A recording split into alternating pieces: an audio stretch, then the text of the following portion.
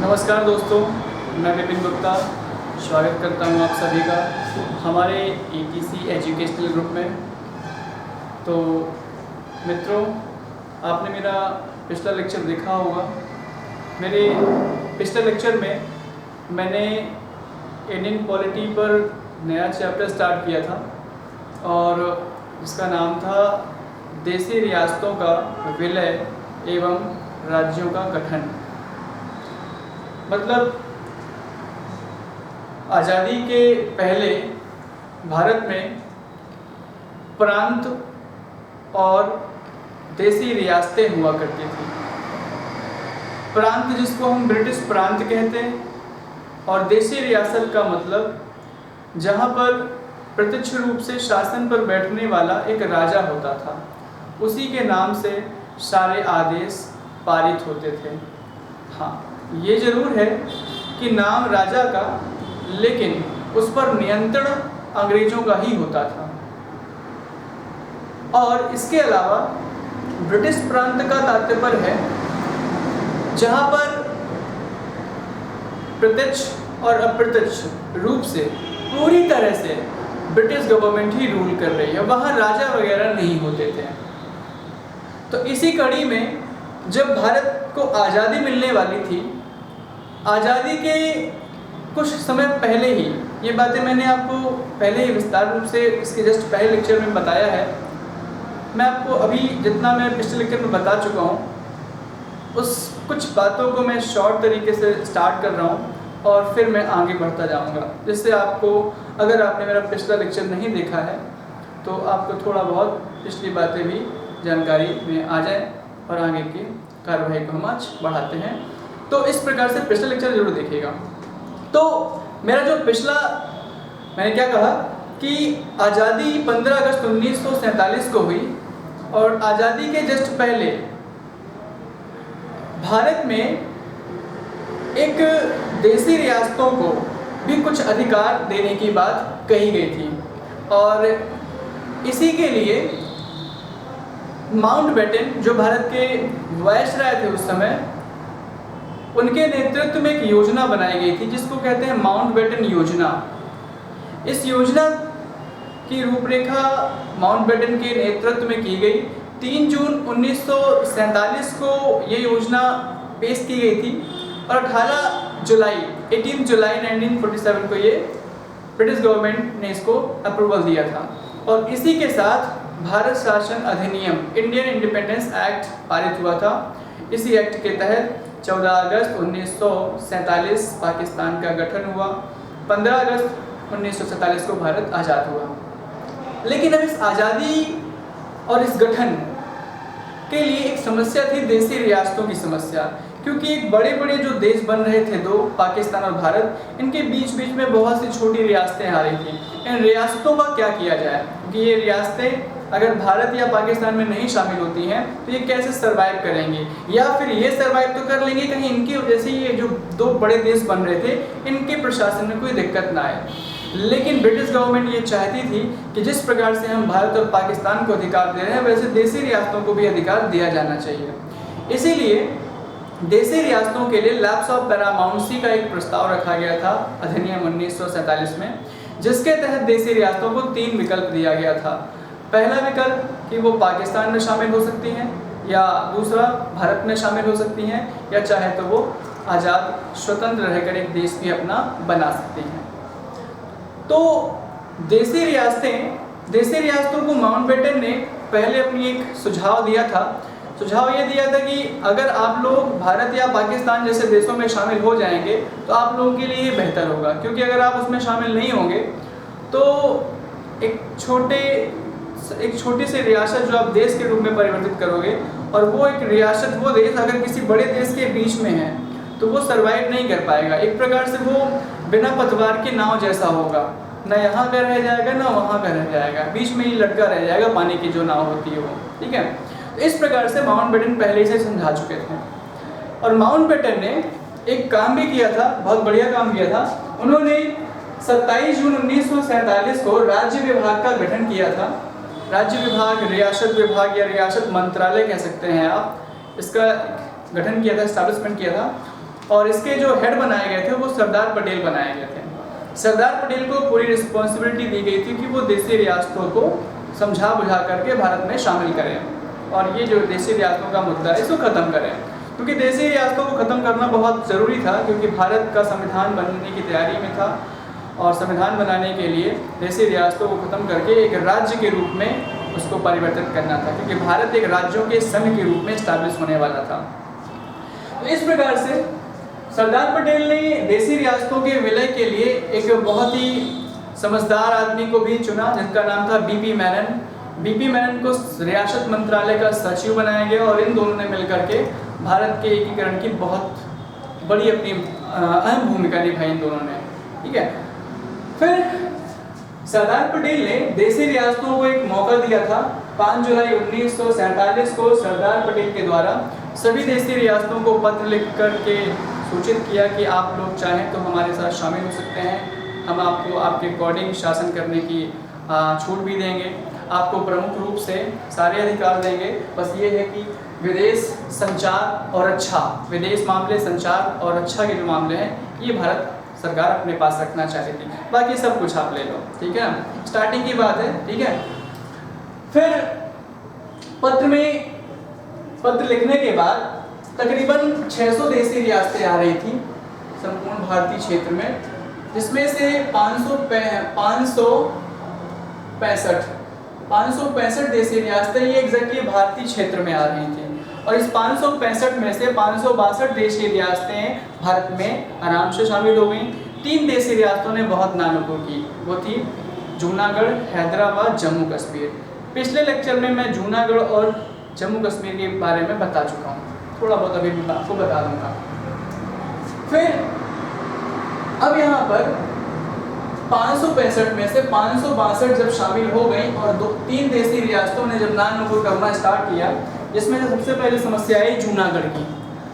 जूनागढ़ का मामला ये था कि वहाँ के जो नवाब थे मोहम्मद बहावत खान, वो पाकिस्तान के साथ मिलना चाहते थे, लेकिन बशर्ते वो एक जूनागढ़ हिंदू क्षेत्र वाला राज्य था, इसलिए वो एग्जैक्टली नहीं मिल पा रहे थे प्रत्यक्ष रूप से, लेकिन वो रणनीतियाँ जरूर बनाने में लगे थे कि कहीं ना कहीं पाकिस्तान से मिल जाओ। और इन्हीं रणनीतियों के चलते 15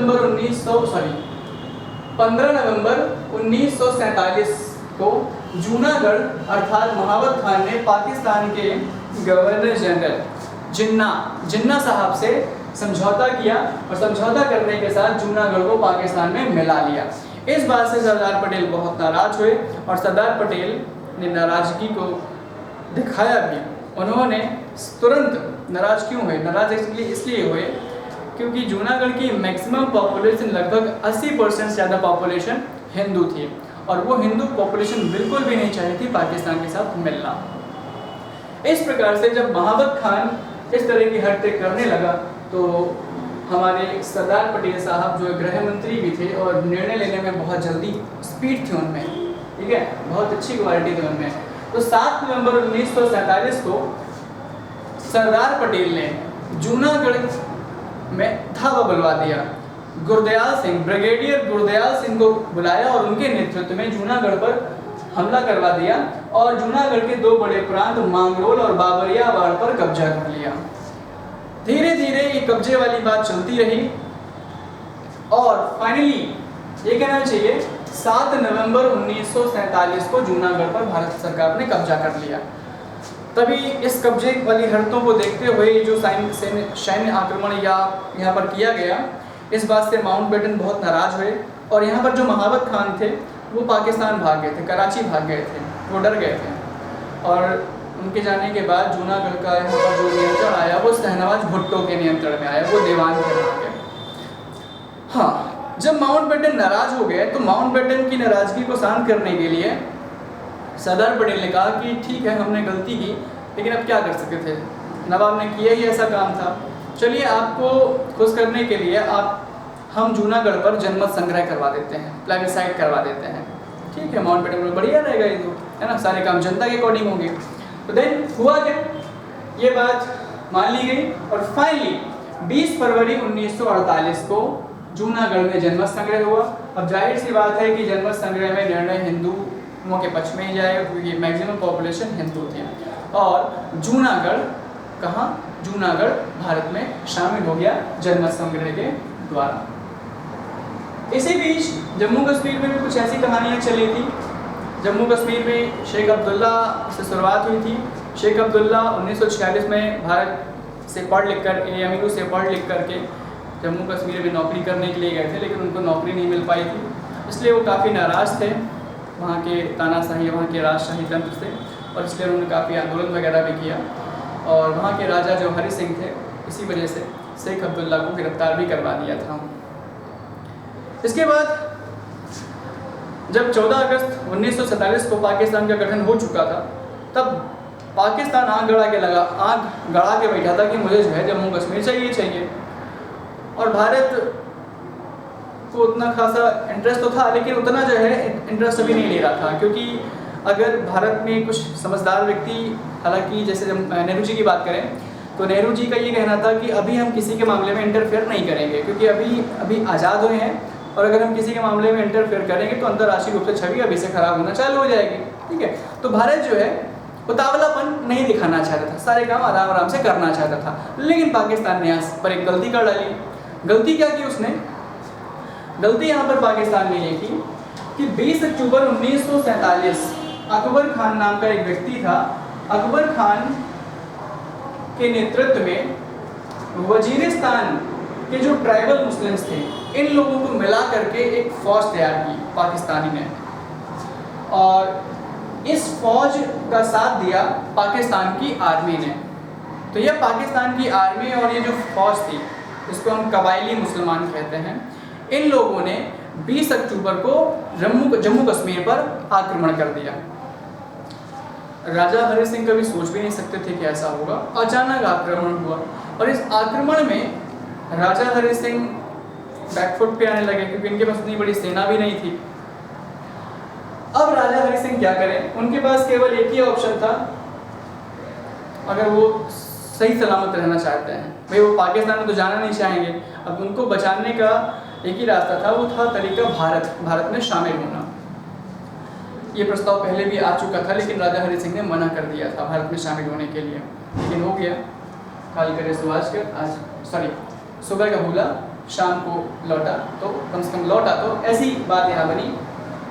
तो 20 अक्टूबर को जैसे ही आक्रमण हुआ जम्मू पर, तो ये ट्राइबल मुस्लिम्स जो थे, कबायली सेना, ये मुजफ्फराबाद, पुरी, बारामूला तक पहुँच गए। 25 अक्टूबर की बात है। 25 अक्टूबर को बारामूला जब ये पहुँचे, तो ऐसी त्रासदी मचाई बारामूला में, ऐसी त्रासदी मचाई जो ऐतिहासिक रूप से आज भी किताब के पन्नों में जानी जाती है। जैसे आप जलियांवाला बाग हत्याकांड को जानते हैं, जैसे आप जो अपने इंडिया में मंगोल आए थे, तो मंगोलों ने तबाही मचाई थी, वैसे ही बारामूला में भी जो ये मुस्लिम्स आए थे, ट्राइबल्स मुस्लिम आए थे, इन लोगों ने बहुत ही नरसंहार किया। नरसंहार का मतलब ये कहना चाहिए कि ये लोग किसी को नहीं छोड़े, चाहे किसी भी धर्म का हो, चाहे कोई भी हो। अब ऐसी घटनाओं को देखते हुए राजा हरि सिंह ने भारत से हेल्प मांगी, और इसी हेल्प को देखते हुए भारत सरकार ने बीपी मेनन और मेहरचंद महाजन, इन दोनों को श्रीनगर भेजा। इन दोनों ने राजा से बात की कि भाई क्या चाहते हैं। एक्चुअल में राजा ने बुलाया था, और इसीलिए बीपी मेनन ने अपना प्रस्ताव रखा कि हम आपकी हेल्प अभी नहीं कर पाएंगे। भाई हेल्प तभी हो सकती है जब जम्मू कश्मीर को भारत में मिला लिया जाए, क्योंकि अगर बिना मिले अगर भारत इंटरफेयर करेगा तो ये दो देशों के बीच में एक अंतर्राष्ट्रीय मामला हो जाएगा, अगर कोई तीसरा इंटरफेयर करता है तो भारत आपकी तभी हेल्प कर सकता है जब आप जम्मू कश्मीर को मिला लो, क्योंकि अगर जम्मू कश्मीर भारत में मिल जाएगा तो फिर जम्मू कश्मीर भारत का अंग हो जाएगा, और फिर कोई आक्रमण करेगा तो फिर वो जम्मू पर आक्रमण नहीं माना जाएगा, वो भारत पर आक्रमण माना जाएगा। तो कुछ समझौतों के साथ, यहाँ पर कुछ समझौतों के साथ जम्मू कश्मीर और भारत पर विलय पत्र साइन हुआ। 26 अक्टूबर 1947 को राजा हरि सिंह ने हस्ताक्षर किए इस विलय पत्र पर, और इस विलय पत्र के साथ जम्मू कश्मीर भारतीय सेना पहुंच चुकी थी, और पहुंचते ही इन सभी आक्रमणकारियों को मार मार के भगाया, और फाइनली कुछ समझौतों के साथ जम्मू कश्मीर का भारत में विलय हुआ। ये समझौते क्या हुए, आगे चल करके जम्मू कश्मीर की कहानी भी और भी है, लेकिन वो कहानी मैं आपको बाद में बताऊंगा। इसके बाद बारी आती है हैदराबाद की। हैदराबाद का जो निज़ाम था, मीर उस्मान अली ये प्रारंभ में तो स्वतंत्र रहना चाहता था, लेकिन इसकी भी कहीं ना कहीं मंशा थी पाकिस्तान में मिलना। हैदराबाद का जो निज़ाम था ये उस समय काफ़ी रिच निज़ाम था, कहना ये चाहिए कि भारत के जो टॉप 10 रिचेस्ट लोग होते हैं उनमें आप इस निज़ाम को शामिल कर सकते थे। इतना रईस निज़ाम था। और ये हैदराबाद जितना छोटा आज है, इतना छोटा नहीं था, पहले काफ़ी बड़ी रियासत थी। इसमें कर्नाटक का भी हिस्सा शामिल था, महाराष्ट्र का भी हिस्सा शामिल था, आंध्र प्रदेश का भी हिस्सा शामिल था। तो काफ़ी बड़ी रियासत थी पहले। अब वो छोटी काट करके वो छोटी कर दी गई। अब यहाँ पर हुआ ये, जूनागढ़ में जो भारत सरकार ने किया, इससे हैदराबाद का निज़ाम थोड़ा सा भयभीत हो गया था कि अब मेरा क्या होगा, मैं ही बस बचाऊंगा अकेले। इस प्रकार से निज़ाम ने सोचा कि अब कहीं ना कहीं मेरी जो मदद है वो ब्रिटिश सरकार ही कर सकती है। तो उसने ब्रिटिश सरकार को मक्खन लगाना चालू कर दिया, अपने फेवर में लाने के लिए चालें चलना चालू कर दिया। और इसी प्रकार से एक ब्रिटिश सरकार में एक वकील थे वॉल्टर मॉन्गटन, उनको निज़ाम ने अपना एजेंट नियुक्त कर दिया और उनको रिस्पॉन्सिबिलिटी दी कि कैसे हम भारत से बच सकते हैं, अपने आप को स्ट्रॉन्ग बना सकते हैं भारत के अगेंस्ट। वॉल्टर मॉन्गटन ने निज़ाम को कहा कि आप सबसे पहले अपने सैन्य ताकतों को मजबूत करिए, बढ़ाइए, स्टार्ट करिए। हालांकि माउंटबेटन ने मॉन्गटन को समझाया था कि भाई आप जो है उसका पक्ष मत लीजिए, है ना, हैदराबाद को भारत में शामिल हो जाने दीजिए। तो मॉन्गटन काफ़ी चतुर आदमी था, उसने माउंटबेटन को तो कह दिया कि हाँ सर आप परेशान मत होइए, मैं आप जैसा कहेंगे वैसा ही करूँगा। लेकिन एक्चुअल में मॉन्गटन वो करना चाहता था जो निज़ाम चाहता था। और इसी प्रकार से उसने हैदराबाद में सैन्य ताकतों को मजबूत करना स्टार्ट किया, रणनीतियाँ स्टार्ट की।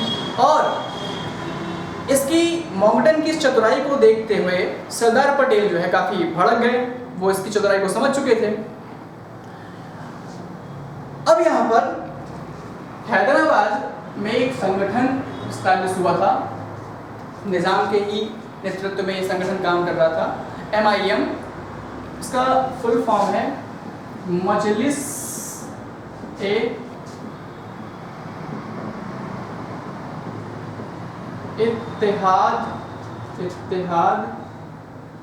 ए मुस्लिमीन, ये फुल फॉर्म, ये प्रो निज़ाम एक संगठन था।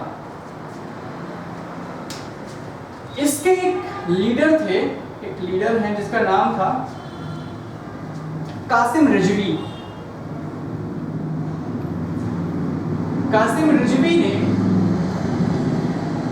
MIM के कुछ खास लोगों को जो प्रो मुस्लिम्स डिवोटेड थे, ऐसे लोगों को मिला करके एक टीम तैयार की, एक फौज तैयार की।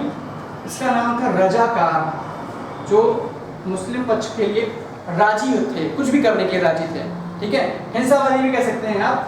रजाकार नामक एक अर्धसैनिक बल का गठन किया, एक टीम फौज बनाई। इस फौज का काम था केवल क्या, अपने हैदराबाद क्षेत्र के लिए जहाँ जीना और मरना, ठीक है, मतलब उसके लिए कुछ भी कर जाना। और इस रजाकार फौज ने जितने भी वहाँ के हिंदू या मुस्लिमों के अलावा अन्य धर्म के लोग थे उनको परेशान करना चालू कर दिया, उनका शोषण करना चालू कर दिया। और इन सब बातों से पटेल साहब काफ़ी नाराज़ हो रहे थे, वो देख करके परेशान थे। बस नेहरू जी थे, वो कह रहे थे आराम से ठंडे दिमाग से सोचिए, हर बार जो है हमें हिंसात्मक प्रवृत्ति या कब्जे की भावना नहीं लाना है। क्योंकि अगर अभी से अगर हम अंतर्राष्ट्रीय मुद्दों में, क्योंकि अगर ऐसे मामले अगर करने लगेंगे तो हम अंतर्राष्ट्रीय रूप से हमारी छवि खराब हो जाएगी। और पटेल साहब कह रहे बाद में देखा जाएगा अंतर्राष्ट्रीय मुद्दा तो जो बनेगा, अभी हमारे लोग परेशान हैं, हम पहले उनको देखें, है ना। तो दोनों के विचार अच्छे थे, लेकिन विचार दोनों के अपोजिट थे। इस प्रकार से सरदार पटेल ने समझाया नवाब को, निज़ाम को सॉरी, और यहाँ पर निज़ाम और भारत सरकार के बीच में एक समझौता भी हुआ नवंबर 1947। भारत सरकार और निज़ाम के बीच एक एग्रीमेंट हुआ। इस एग्रीमेंट को कहा जाता है stand still agreement. Stand still agreement क्या था? यथास्थिति समझौता। मतलब इसमें यहाँ पर 1 साल के लिए समझौता हुआ कि 1 साल तक निज़ाम कुछ भी नहीं करेगा, है ना, मतलब भारत के मामलों में इंटरफेयर कुछ भी नहीं करेगा और भारत भी निज़ाम के मामले में कोई भी हैदराबाद के मामले में इंटरफेयर नहीं करेगा। तो ये समझौता हुआ और इस 1 साल के दौरान इन रजाकारों ने इतना परेशान किया हैदराबाद के लोगों को, हैदराबाद के हिंदुओं को, कि वो लोग माइग्रेट होने लगे। हैदराबाद से लोग मध्य भारत, मद्रास की ओर पलायन करने लगे। और तो और वहाँ इतना ज़्यादा मुस्लिम्स फेवर वहाँ पर होने लगा कि अन्य क्षेत्रों के जो मुस्लिम्स थे वो हैदराबाद में एंटर करने लगे। तो इससे वहाँ की मुस्लिम्स पॉपुलेशन बढ़ने लगी और हिंदू पॉपुलेशन या मुस्लिम्स के अलावा जो धर्म के जो लोग थे वो लोग माइग्रेट होने लगे। तो वहाँ पर दबदबा बढ़ने लगा। अब यहाँ पर सरदार पटेल ने बोला कि यार स्टैंड स्टिल जो है ये एग्रीमेंट फाड़ में जाए, है ना, पहले जो है हमको देखना है, अपने लोगों को देखना है। इस प्रकार से 11 सितंबर 1948 को जिन्ना साहब चले गए, भगवान को प्यारे हो गए। और जस्ट 2 दिन बाद 13 सितंबर 1948 को पटेल साहब ने मेजर जे.एन. चौधरी को बुलाया, मेजर जे.एन. चौधरी को बुलाया और उनके नेतृत्व में हैदराबाद में आक्रमण करवा दिया। और ये जो आक्रमण हुआ, इस आक्रमण को, इस अटैक को ऑपरेशन पोलो कहा जाता है। ऑपरेशन पोलो 5 दिन ये लड़ाई चली और फाइनली 18 सितंबर 1948 को निज़ाम ने घुटने टेक दिए, हाथ जोड़ के खड़ा हो गया कि बस मुझे माफ़ कर दो, है ना, मैंने जो गलती की उसके लिए मुझे बहुत सज़ा मिल चुकी है, मैं सरेंडर करता हूँ। और इस प्रकार से पुलिस और सैन्य कार्रवाई के अंतर्गत हैदराबाद का भारत में विलय हो गया। ये विलय हुआ और इस विलय के साथ एक स्टेटमेंट भी आ गया था सरदार पटेल का। ये स्टेटमेंट एग्जाम में पूछा गया है। भारतीय उदर में कैंसर, एब्डोमेन कैंसर की संज्ञा किसे दी जाती है और किसने दी? तो भारतीय उदर में कैंसर की संज्ञा हैदराबाद के निज़ाम को सरदार पटेल के द्वारा दी गई। उदर मतलब पेट का कैंसर, पेट में अगर कैंसर हो जाए तो पूरा शरीर जो है वो नष्ट हो जाता है ना, खराब हो जाता है। तो हैदराबाद भारत के उदर, एब्डोमेन, पेट में ही था। तो इसकी इस हरकतों के चलते जो है इसको ये उपाधि सरदार पटेल ने दी और फाइनली हैदराबाद का भारत में विलय हो चुका है।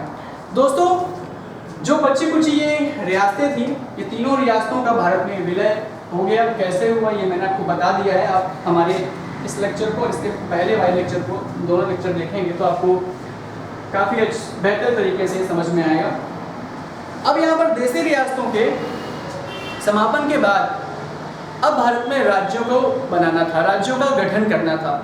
तो भारत में राज्यों का गठन करने के लिए एस.के. धर, ये उस समय न्यायाधीश थे, इलाहाबाद हाई कोर्ट के न्यायाधीश थे ये, और इनके अध्यक्षता में एक 4 सदस्यीय आयोग का गठन किया गया था जिसे धर आयोग कहा जाता है। जून 1948 धर आयोग ये राज्यों के गठन के लिए बनाया गया पहला आयोग है, पहला कमीशन है। एस.के. धर इसके अध्यक्ष थे और ये 4 मेंबर कमेटी है, 4 मेंबर्स, 4 सदस्य इसमें थे।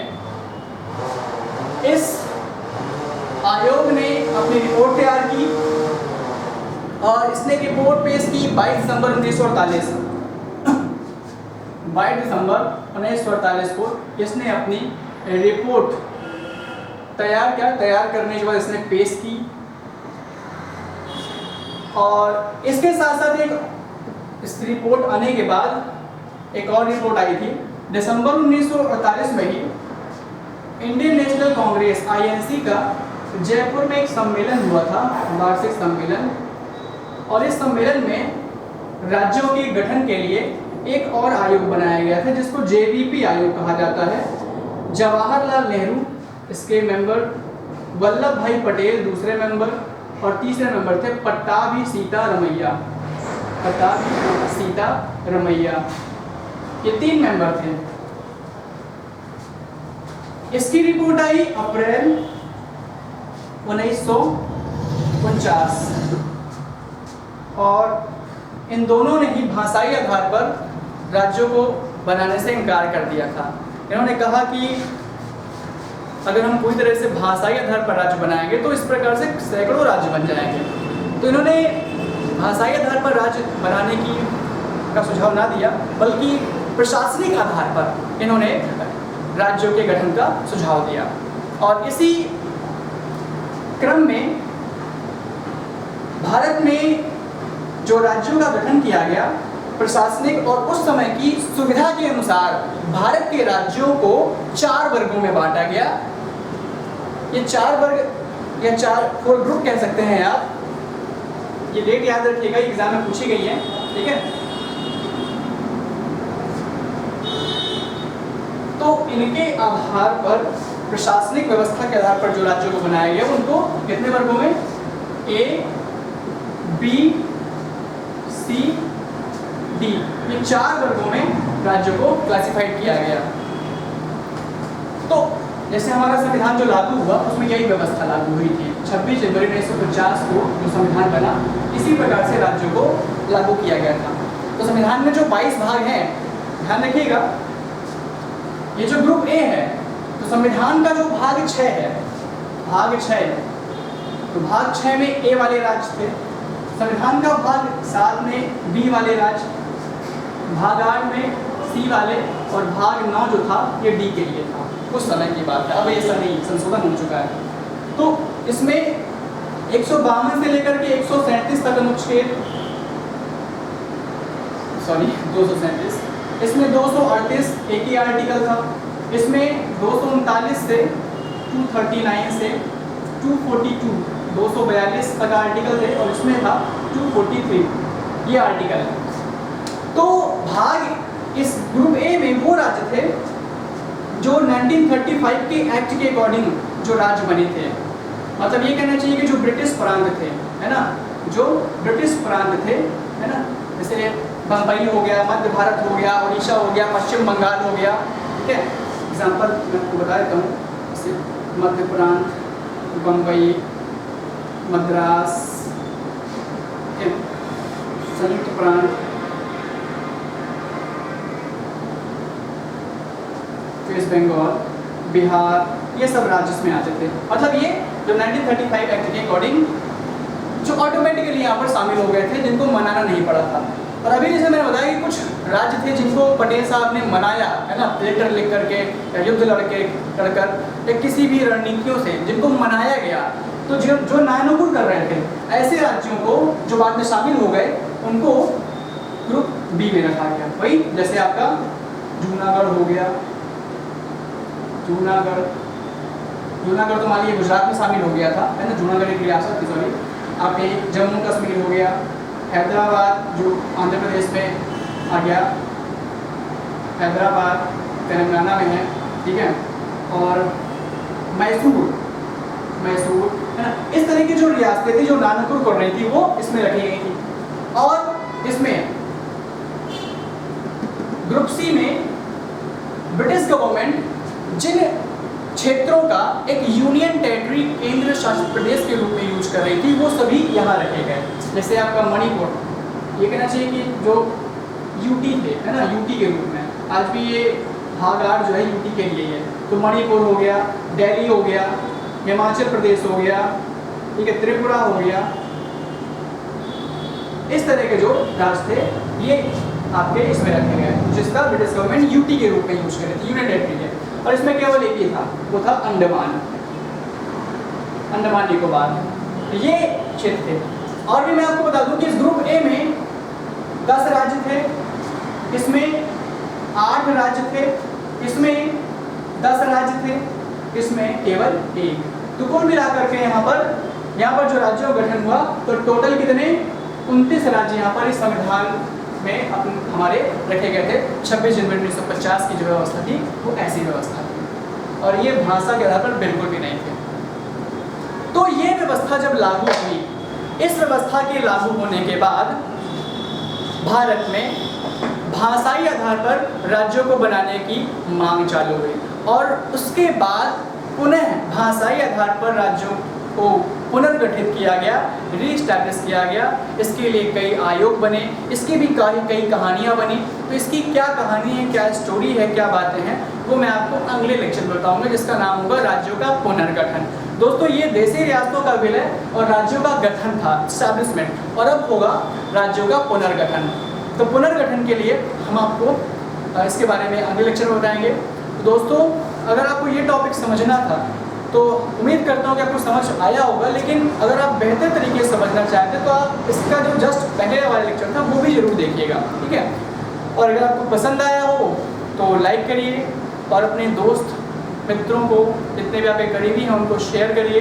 और अगर आपने अभी तक सब्सक्राइब नहीं किया है तो हमारे चैनल को सब्सक्राइब जरूर करिए, क्योंकि आप लोग जब सब्सक्राइब करेंगे तो हमारा प्रोत्साहन बढ़ेगा कि हाँ हमारे कई स्टूडेंट्स, हमारे कई दोस्त यार हमसे जुड़ते जा रहे हैं, ठीक है। तो फिर मिलते हैं हमारे नेक्स्ट लेक्चर की तरफ, तब तक के लिए धन्यवाद।